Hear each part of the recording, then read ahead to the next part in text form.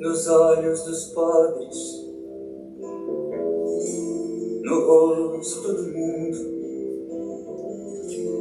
Eu vejo Francisco perdido de amor. É índio operário, é negro, é latino, jovem, mulher, lavrador e menor.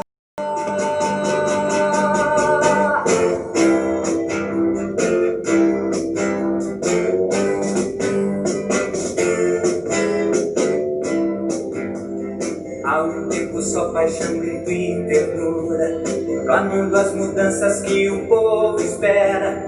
Justiça aos pequenos, ordem do evangelho, reconstrói a igreja na paixão do pobre.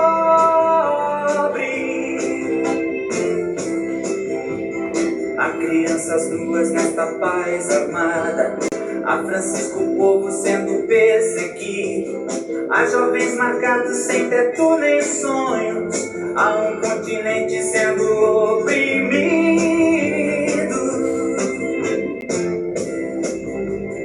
Com as mãos vazias, solidariedade, com os que não temem perder nada mais, defendem com a morte a dignidade.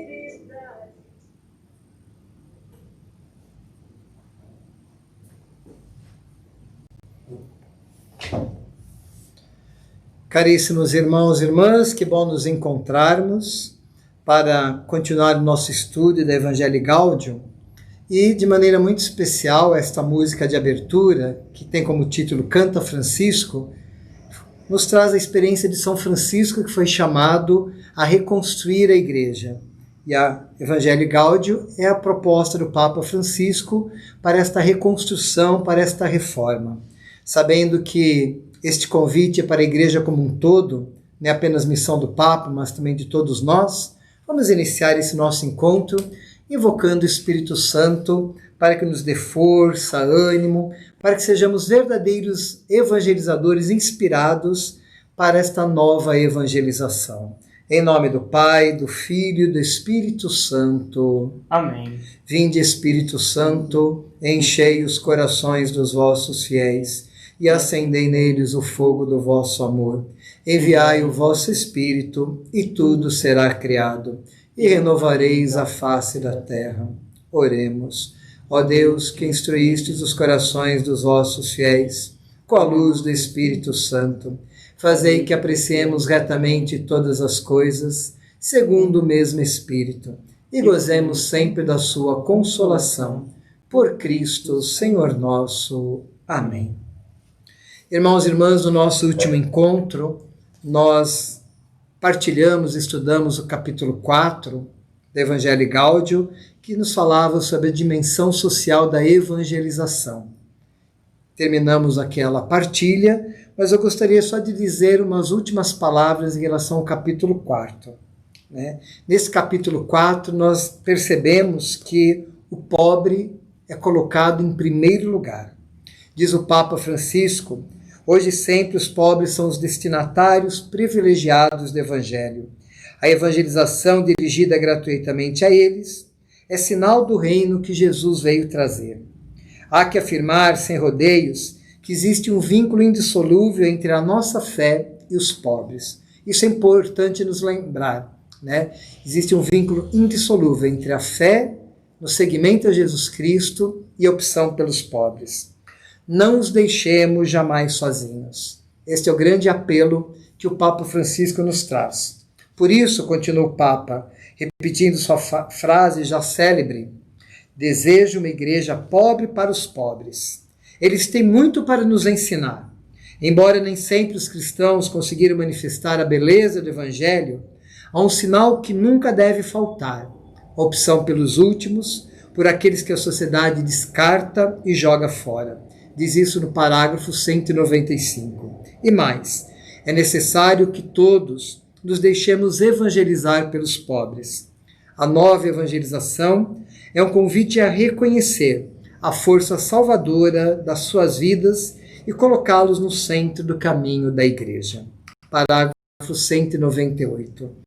Realmente este capítulo 4, nos coloca, né, numa reflexão muito profunda sobre a nossa opção preferencial pelos pobres, que foi a opção de Jesus e é a opção de Jesus e daqueles que o seguem. E hoje nós vamos entrar no capítulo número 5, que fala sobre os evangelizadores com espírito. Esse capítulo vai dos parágrafos 259 a 288. Né? No parágrafo 259, né, que começa uma introdução a este capítulo, traz como tema evangelizadores com espírito. Quem são esses? Diz o parágrafo. São aqueles que se abrem sem medo à ação do Espírito Santo, que infunde as forças para anunciar a novidade do Evangelho com ousadia, em voz alta, em todo tempo e lugar, mesmo contra a corrente. Sem o Espírito Santo, corremos o risco de que nossa ação fique vã e o anúncio careça de alma. Aqui então, o Papa faz uma introdução neste capítulo, lembrando que os novos evangelizadores, homens e mulheres que têm esta missão de transmitir a fé, devem ter uma atitude de abertura à ação do Espírito Santo. E nós vimos essa experiência tão bonita no livro do Atos dos Apóstolos, como o Evangelho chegou a vários lugares, ao coração de tantas pessoas, graças à ação do Espírito Santo. É importante sempre lembrar que o Espírito Santo é o grande missionário, é dele que parte a missão. Né? Então, evangelizadores com Espírito, abertos ao Espírito Santo, conduzidos pelo Espírito Santo para levar a beleza e a força do Evangelho a todos os lugares, a todas as pessoas. Mas também no parágrafo 261, o Papa diz algo importante para nós. Ele diz o seguinte: uma evangelização com Espírito é muito diferente de um conjunto de tarefas vividas como uma obrigação pesada, que quase não se tolera ou se suporta como algo que contradiz as nossas próprias inclinações e desejos. Como eu gostaria de encontrar palavras para encorajar uma nova realidade evangelizadora, mais ardorosa, alegre, generosa, ousada, cheia de amor até o fim e feita de vidas contagiantes. Ou seja, evangelização não é obrigação. Quem se acha obrigado a evangelizar carrega um peso. Como na vida, tudo aquilo que é obrigação, muitas vezes carregamos como um peso, empurramos com a barriga. Evangelização é uma resposta gratuita, tem que ser marcada pela generosidade, pela gratuidade, cheia de amor. Deve ser feito de maneira contagiante, senão o evangelho não chega a ninguém. Aqui no parágrafo 261, nós podemos parar e olhar para a nossa realidade pessoal, realidade comunitária e perguntar: a vida da nossa comunidade é marcada por esta alegria contagiante, por esta ousadia, né? É cheia de amor? O nosso jeito de ser e de viver contagia os outros? É o termômetro para nos perguntar se estamos ou não no caminho certo. E aí passamos para o parágrafo 262. Vou pedir para o Felipe ler as duas primeiras frases para nós. Evangelizadores com o Espírito quer dizer evangelizadores que rezam e trabalham. Do ponto de vista da evangelização, não servem as propostas místicas desprovidas de um vigoroso compromisso social e missionário, nem os discursos e ações sociais e pastorais sem uma espiritualidade que transforme o coração.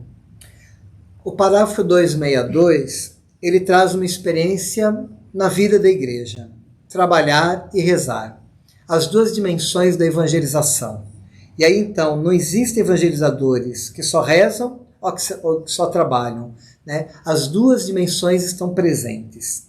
Então é preciso uma oração cheia de ação e uma ação repleta de oração. Aqui o Papa então acaba denunciando muitas vezes o nosso ativismo. Fazemos muitas coisas, mas deixamos de lado a oração. A oração sustenta a nossa ação. Mas também existem aqueles que só vivem da oração, muitas vezes uma oração intimista, uma oração não comprometida, que deixa o compromisso, a ação de lado. Então essas duas dimensões devem se completar na vida dos evangelizadores. Até umas décadas atrás, até os anos 80 e 90, havia um conflito muito grande de grupos dentro da igreja que só criticavam, aqueles que só agiam ou aqueles que só rezavam. Aí hoje o Papa nos diz algo importante, tem que ter o equilíbrio entre oração e ação.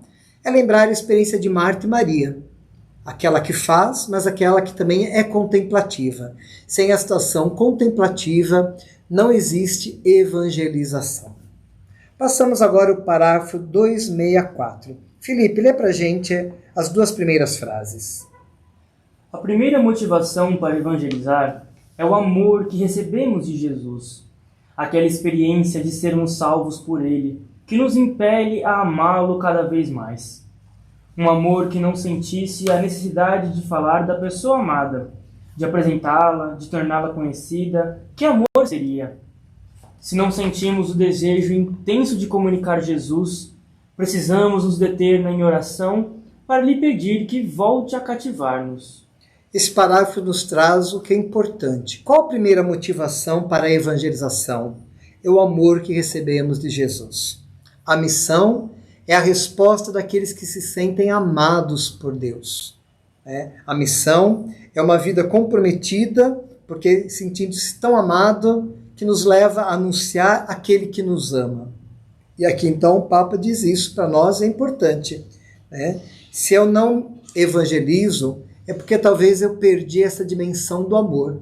Como nós estamos ouvindo nesta semana no livro do Apocalipse, talvez perdemos o primeiro amor, aquele primeiro encanto por Jesus. É preciso então rezar para que ele volte a nos cativar, como o evangelho de ontem, que falava de Zaqueu, que o Senhor fala, olha, quero entrar hoje na tua casa, O Senhor quer entrar na nossa vida.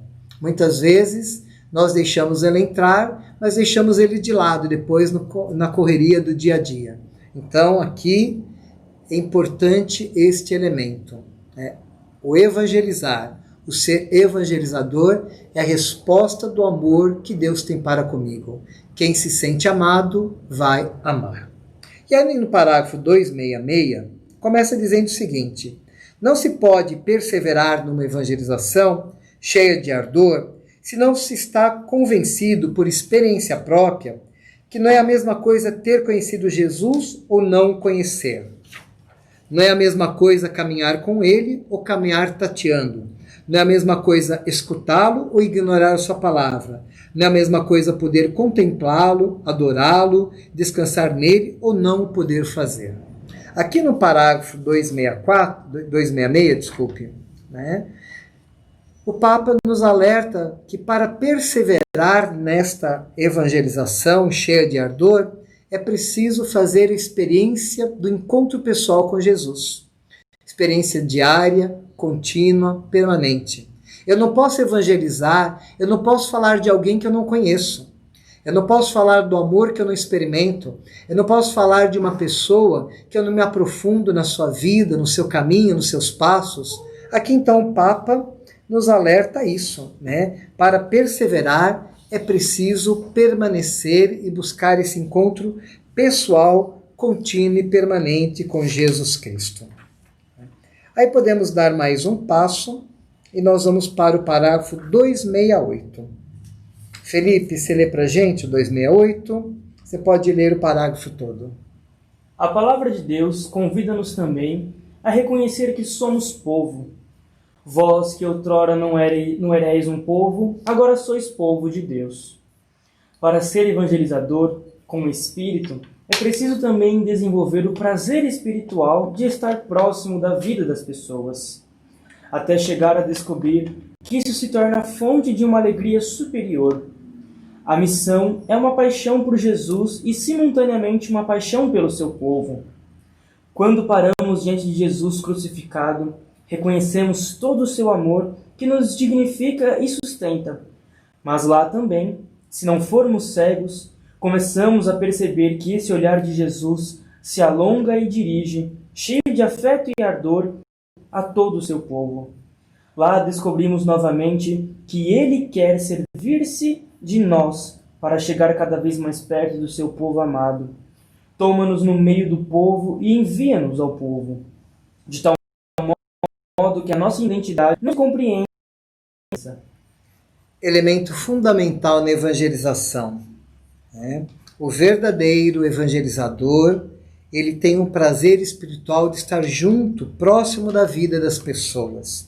A missão é uma paixão por Jesus, mas também uma paixão pelo seu povo. Não dá para dizer que eu só amo a Deus. A evangelização é um ato de amor ao povo de Deus. Então o evangelizador tem que ter cheiro de realidade. O evangelizador tem que estar mergulhado nas dores, nos sofrimentos, nas angústias, mas também nas alegrias e esperanças do povo de Deus. Então, sem este mergulho, sem esta paixão por Jesus, pela paixão pelo povo, não existe evangelização. Porque a evangelização não é uma relação entre eu e Deus, entre eu e Jesus Cristo. A evangelização cria uma relação entre eu e o outro. E este outro é a criança, é o idoso, é o doente, é o enfermo, é o presidiário, é o jovem dependente químico, é o homem, a mulher, o pai de família. Ou seja, sem esta paixão por Jesus e pelo povo, não existe missão, não existe evangelização. Então nós podemos dizer que evangelizar é um ato de amor. Missão não existe sem caridade. Missão não existe sem amor. E completando essas ideias, no parágrafo 270, é nos lembrado o seguinte: Jesus quer que toquemos a miséria humana, que toquemos a carne sofredora dos outros. Se a missão é uma resposta do amor, o evangelizador é enviado para ser instrumento de amor. E esse instrumento de amor tem que tocar na miséria humana, nas feridas da humanidade, para curar estas feridas. Nós já vimos no capítulo 1, no capítulo 2 também, quando o Papa fala que esta igreja em saída é uma igreja samaritana que cuida da vida, é uma igreja de campanha, como hospital de campanha que está presente para curar as feridas humanas. Então aqui a missão só existe se tocarmos a miséria humana. E tocar a miséria humana significa penetrar no mais profundo da vida humana. A missão não é passar um verniz que não penetra na madeira. A missão é aprofundar, mergulhar no mistério da vida humana. E no parágrafo 271, completando essa ideia, vai nos dizer da nossa relação com o mundo. Como é que deve ser a relação entre o evangelizador e o mundo? Esclarece o Papa: somos convidados a dar a razão da nossa esperança, mas não como inimigos que apontam o dedo e condenam. Ou seja, o evangelizador não está para condenar e julgar o mundo. O mundo não é nosso inimigo. Pelo contrário, o evangelizador está presente no mundo para dar razão da nossa esperança. E a razão da nossa esperança tem um nome: Jesus Cristo. O seu projeto, o seu reino, o seu amor. Então é o nosso testemunho que vai iluminando e vai transformando esta realidade. E uma frase que completa muito essa ideia nós encontramos no parágrafo 272, que eu vou pedir para o Felipe ler as duas primeiras frases do parágrafo 272. O amor às pessoas é uma força espiritual que favorece o encontro em plenitude com Deus, a ponto de se dizer: de quem não ama o irmão, que está nas trevas e nas trevas caminha, permanece na morte, e não chegou a conhecer Deus.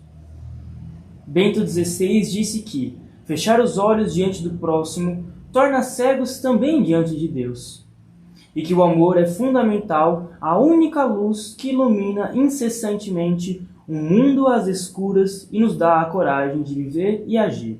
Que palavras belíssimas do Papa Bento XVI que Francisco resgata. Fechar os olhos diante do próximo nos torna cegos diante de Deus. O amor é a única luz capaz de brilhar e iluminar o mundo que vive às escuras. Então aqui nós até resgatamos o capítulo 4, quando fala da dimensão social da evangelização, mas lembrar que o evangelizador, este ser humano, homem, mulher, que vive para amar, para levar a luz de Cristo a todas as pessoas.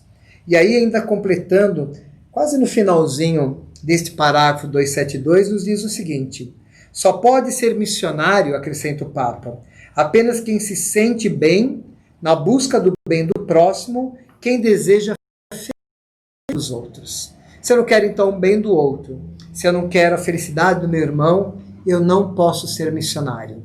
O missionário, o evangelizador, a evangelizadora, vive para o bem de todos. Né? Não pensa em si, mas pensa no bem comum. E aí no parágrafo 273, Felipe, lê as duas primeiras frases para nós. A missão no coração do povo não é uma parte da minha vida, ou um ornamento que posso pôr de lado. Não é um apêndice ou um momento entre tantos outros da minha vida. É algo que não posso arrancar do meu ser, se não quero me destruir. Eu sou uma missão nesta terra, e para isso estou neste mundo. É preciso nos considerar como que marcados a fogo por essa missão de iluminar, abençoar, vivificar, levantar, curar, libertar. A missão não é um apêndice na vida do discípulo de Jesus. A missão não é algo à parte da minha vida. Como diz aqui, essa missão ela está em nós. Nós somos missão. Eu sou uma missão na terra. Acho que isso é importante, que todos nós, discípulos de Jesus, possamos repetir todos os dias. Eu sou uma missão na terra. Por isso estou neste mundo. Por isso fui batizado. Por isso respondi ao chamado de Jesus. Por isso me tornei um homem novo, uma mulher nova, para ser uma missão nesta terra. E a imagem bonita que nos traz, o Papa com as suas imagens fortes, a missão é como se fôssemos marcados pelo fogo. Né? E temos a missão de iluminar, abençoar, vivificar, levantar, curar e libertar. Você já pensou nisso? Que você é uma missão? Que no dia a dia da sua vida, na sua família, no seu ambiente de trabalho, na sua comunidade, no seu bairro, na sua cidade, todos nós temos esta missão de ser luz, ser fonte de bênção, de gerar a vida, de levantar os caídos, de curar as feridas. Repita todos os dias na sua oração, eu sou uma missão nesta terra. Aí quando o Papa fala então de evangelizadores com espírito, é nessa perspectiva, né, de a gente reconhecer a nossa condição do mundo. Eu sou uma missão nesta terra. E aí, prosseguindo mais um pouco, no parágrafo 274, né, quase no finalzinho do parágrafo, o Papa nos diz algo importante. Por isso, tendo essa consciência que eu sou missão nessa terra, se eu conseguir ajudar pelo menos uma única pessoa a viver melhor, isto já é suficiente para justificar o dom da minha vida. Ou seja, a nossa vida só tem sentido, enquanto cristãos, se a gente viver para Deus e para o próximo. Nós estamos no mundo por uma vida que é chamada a doar-se, a entregar-se. Nós já vimos no parágrafo anterior, falando do amor, né, que a primeira motivação é sentir-se amado por Jesus, e o texto fala de olhar para a cruz. Na cruz, nós olhamos para a cruz como sinal deste amor que é doado, entregue por nós constantemente. E aqui o parágrafo 274 nos lembra isso. Né? Se eu sou capaz de ajudar pelo menos uma única pessoa, eu consigo justificar o dom da minha vida, o sentido de estar no mundo, um sentido para a minha existência. Né? Mas o Papa também nos diz que isso não é fácil. No parágrafo 279, vou pedir para o Felipe ler as duas primeiras frases, o Papa vai nos fazer o convite a não desanimar. Veja o que ele diz para nós. Como nem sempre vemos esses rebentos, precisamos de uma certeza interior, ou seja, da convicção de que Deus pode atuar em qualquer circunstância, mesmo no meio de aparentes fracassos, porque trazemos este tesouro em vasos de barro. Essa certeza é o que se chama de sentido de mistério, que consiste em saber, com certeza, que a pessoa que se oferece e entrega a Deus por amor seguramente está fecunda. O Papa lembra que não podemos desanimar, nós sabemos quantos desafios para evangelizar. O capítulo 2, quando trouxe os desafios, sociopolítico, econômico, religiosos, desafios fora da igreja, desafios internos, o Papa lembra que não podemos desanimar. Nós temos que ter uma convicção que mesmo diante do aparente fracasso, Deus está nos sustentando.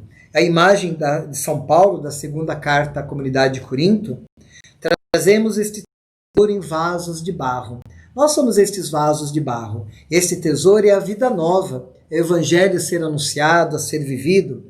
Então, o Papa diz que não podemos desanimar, temos que ter essa convicção que Deus nos sustenta, mesmo quando aparentemente achamos que estamos fracassando, mas que a nossa vida está segura numa profunda fecundidade. Esta fecundidade muitas vezes é invisível, indescritível, não pode ser contabilizada.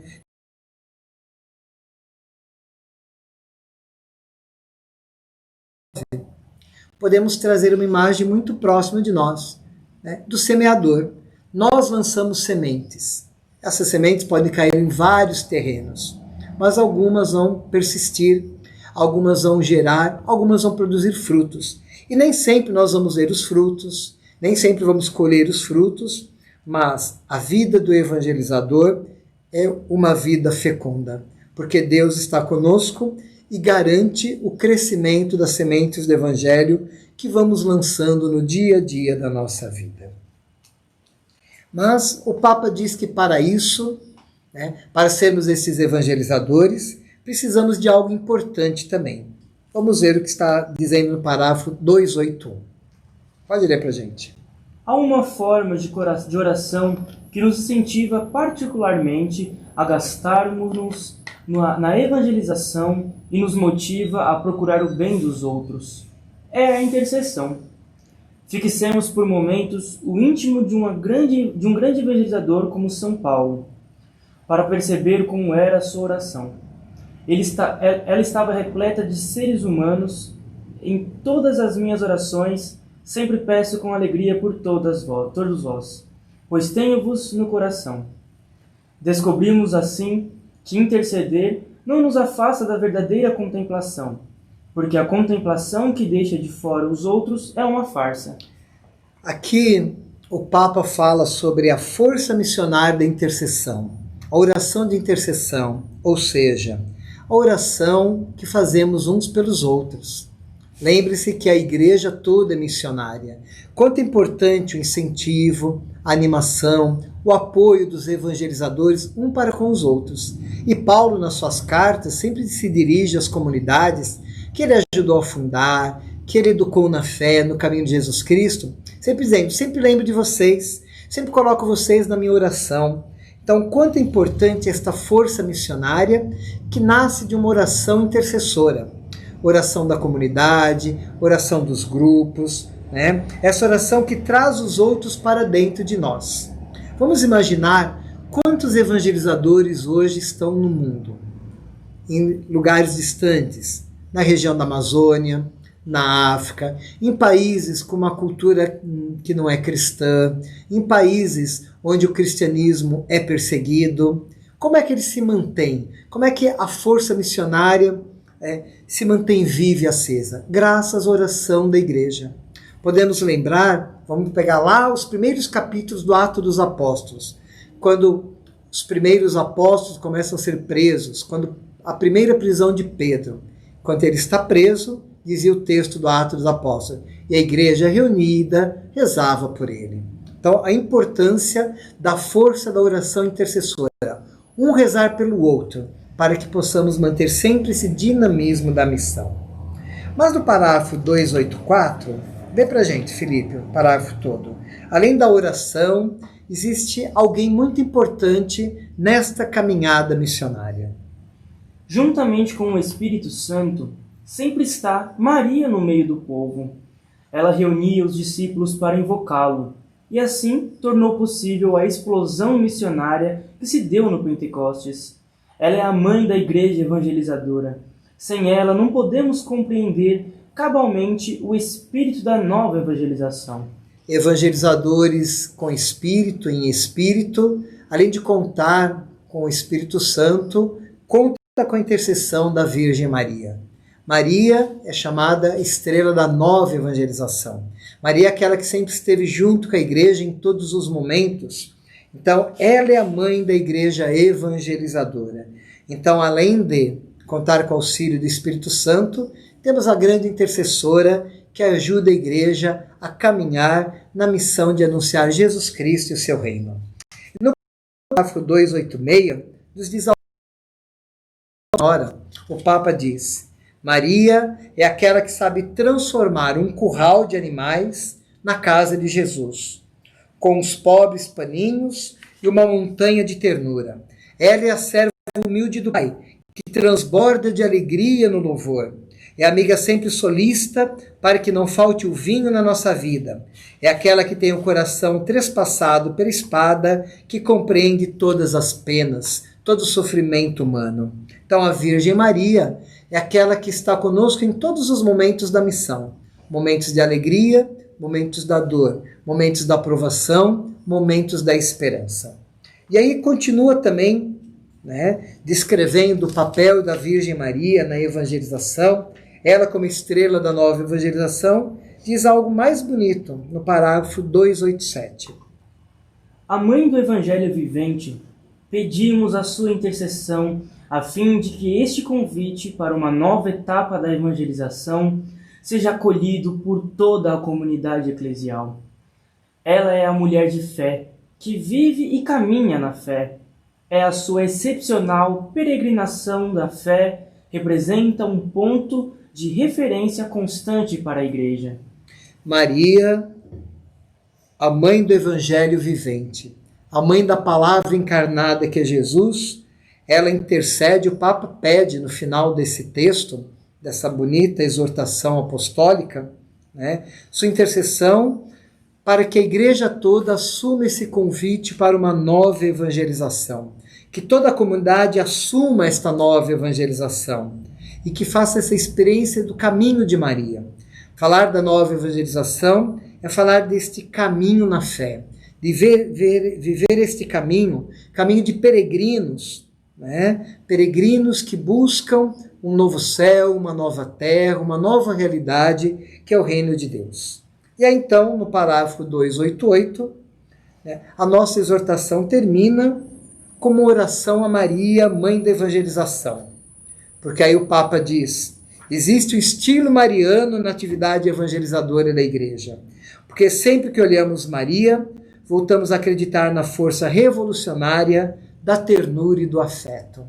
Aqui o Papa traz duas qualidades da Virgem Maria: a mulher revolucionária da ternura e do afeto. Ser uma igreja em saída, ser uma igreja missionária, uma igreja que vive num processo de conversão, tudo isso só é possível desde que a igreja não perca a ternura e o afeto necessários para cuidar do povo de Deus, necessários para cuidar da humanidade. Então, o Papa convida nesta nova evangelização que a igreja toda seja e provoque esta revolução da ternura e do afeto no mundo. Assim, então, irmãos e irmãs, nós terminamos de ler a nossa exortação apostólica Evangelii Gaudium, a alegria do Evangelho. O que podemos dizer nessa conclusão da Evangelii Gaudium? Que precisamos de uma conversão pastoral e missionária, que não podemos deixar as coisas como elas estão. E pensar nessa conversão pastoral e missionária é pensar na reforma das estruturas eclesiais para que todas as estruturas e todas as pessoas se tornem missionárias.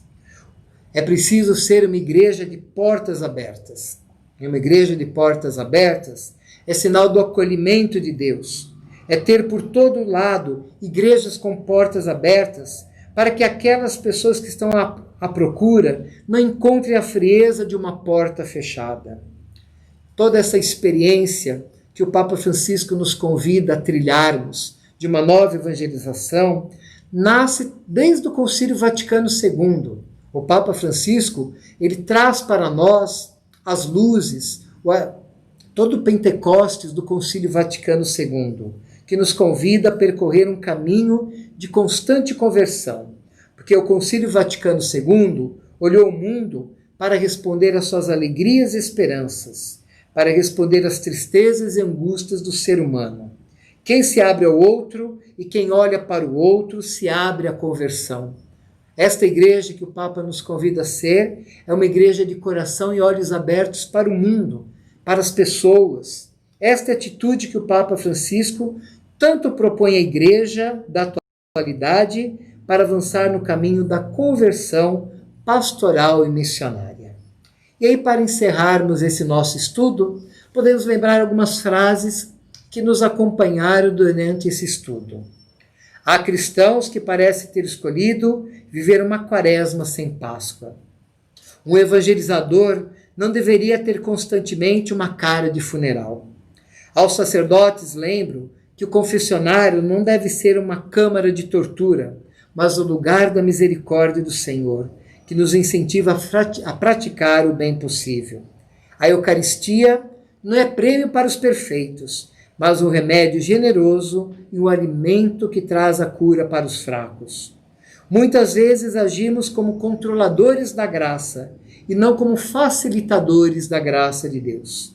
A Igreja não é a alfândega, é a casa paterna, lugar de acolhida daqueles que nos procuram. A psicologia do túmulo, pouco a pouco, transforma os cristãos em múmias de museu. Uma das tentações mais sérias que sufoca o fervor e a ousadia da evangelização é a sensação de derrota. Que Deus nos livre de uma igreja mundana, sobre vestes espirituais ou pastorais. Que Deus nos ajude a sermos uma igreja em saída.